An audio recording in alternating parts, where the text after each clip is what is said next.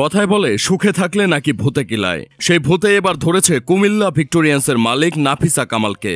একজন নারী হয়েও কুমিল্লা ভিক্টোরিয়ান্সকে বিপিএল এর সবচেয়ে সফলতম দলে পরিণত করার জন্য এতদিন তার ব্যাপক সুনাম ছিল ক্রিকেট পাড়ায়। তবে অপ্রত্যাশিত এক সম্পর্কে জড়ানোর গুঞ্জনে এখন top of the town Victorians queen Nafisa Kamal.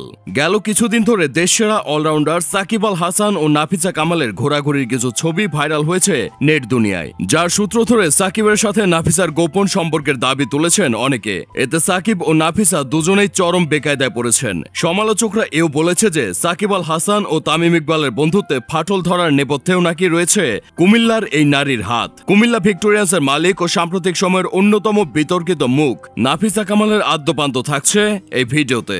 1986 সালে 21শে এপ্রিল ঢাকায় জন্মগ্রহণ করেন নাফিসা কামাল। তবে জন্ম ঢাকায় হলেও তার পৈতৃক নিবাস কুমিল্লার লাকসাম উপজেলায়। নাফিসার পিতা আ.হ.ম. মোস্তফা কামাল বাংলাদেশ সরকারের সাবেক অর্থমন্ত্রী ও কুমিল্লা 10 আসনের সাবেক এমপি ছিলেন। এছাড়া তিনি দীর্ঘদিন আইসিসি ও বিসিবির সভাপতি হিসেবে দায়িত্ব পালন করেছেন। কুমিল্লাবাসীর কাছে তিনি লোটাস কামাল নামেই অধিক জনপ্রিয়। দেশের ক্রিকেটের উন্নয়নে তার অবদান অসামান্য। ক্রিকেট প্রেমী মোস্তফা কামাল নিজের মেয়ে নাফিসা কামালকেও ছোটবেলা থেকে ক্রিকেটের সাথে পরিচিত করিয়েছেন। শৈশবে বাবার সাথে স্টেডিয়ামে বসে ক্রিকেট ম্যাচ দেখতেন নাফিসা। এছাড়া বিদেশি বিভিন্ন টুর্নামেন্টে অতিথি হিসেবে ভ্রমণকালেও মোস্তফা কামাল নিজের মেয়েকে সঙ্গে নিয়ে যেতেন।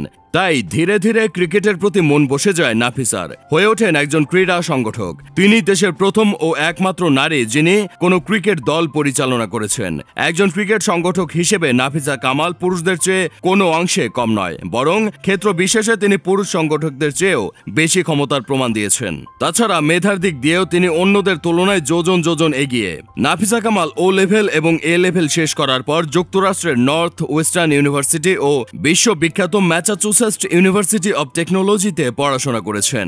শিক্ষাজীবন সম্পন্ন করে দেশে ফেরার পর নিজেদের পারিবারিক ব্যবসায় সময় দিতে শুরু করেন নাফিসা। তিনি দীর্ঘদিন তার বাবার হাতে গড়া প্রতিষ্ঠান লোটাস কামাল গ্রুপের পরিচালক হিসেবে কাজ করেছেন। তবে দেশের মানুষের কাছে নাফিসা কামাল জনপ্রিয় হয়ে ওঠেন বিপিএল এর মাধ্যমে। বিপিএল এর অভিষেক আসর থেকে টুর্নামেন্টটির সাথে যুক্ত রয়েছেন নাফিসা কামাল। 2012 সাল থেকে বিপিএল এর প্রথম আসরে সিলেট রয়্যালস ফ্র্যাঞ্চাইজিটির মালকিন ছিলেন তিনি। তবে সিলেট রয়্যালস তেমন একটা আলো ছড়াতে না পারায় নাফিসা তার ফ্র্যাঞ্চাইজি বদলে ফেলেন এবং কুমিল্লা ভিক্টোরিয়ান্স নামে নতুন একটি দল গঠন করেন।